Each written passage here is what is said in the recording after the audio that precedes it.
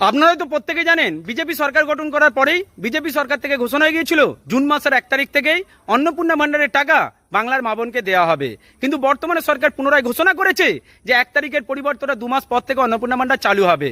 আর এই ঘোষণাটা হয়ে যাবার পরেই বাংলার অনেক মামনি আছে যারা ভিডিও বানাতে শুরু করে দিয়েছে। তারা প্রতিবাদের স্বরূপ এটাই বলছে বিজেপি যখন টাকা দিতেই পারবে না তখন 1 তারিখ থেকে দেবে, এই ঘোষণাটা করেছিল কেন? তা যে সকল মামনি এরকম হ্যাংলামি করে ভিডিও বানাচ্ছে তাদের উদ্দেশ্যে বলে রাখি, সরকার যেটা দিচ্ছে এটা অনুদান, মাথা নত করে নিতে চেষ্টা করুন। মনে রাখবেন লক্ষ্মীর ভান্ডারে সবচেয়ে বেশি দুর্নীতি হয়েছিল, আর এই জন্যই অন্নপূর্ণা ভান্ডারে যাতে দুর্নীতি না হয় সেই জন্য সরকার নতুন পোর্টাল তৈরি করছে, 2 মাস সময় লাগবে। আপনি কি জানেন লক্ষ্মীর ভান্ডারে অনেক ছেলে টাকা তুলেছে, একটা পরিবারে 3 জন সদস্য থাকার পরেও 5 জনের লক্ষ্মীর ভান্ডারের টাকা সেই পরিবারে ঢুকেছে।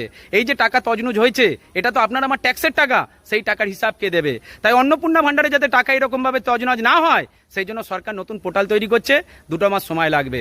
আমি সরকারের কাছে আবেদন করি এই লক্ষ্মীর ভান্ডার, অন্নপূর্ণা ভান্ডার এই সব কিছু বন্ধ করে দিন, অনুদান প্রথাটাকে এই পশ্চিমবাংলার বুক থেকে তুলে দিন। শুধুমাত্র ভাতা তারাই পাবে যারা প্রতিবন্ধী, ভাতা তারাই পাবে যারা বৃদ্ধ, কিন্তু যাদের খেটে খাওয়ার ক্ষমতা আছে তাদেরকে অনুদান দিলে তারা এরকম প্রতিবাদ করবে, রাস্তায় নামবে। তাই অনুদান প্রথাটাকে এই পশ্চিমবাংলা থেকে তুলে দিতে হবে, তবেই এই রাজ্যের উন্নতি হবে। ভালো থাকবেন প্রত্যেকে।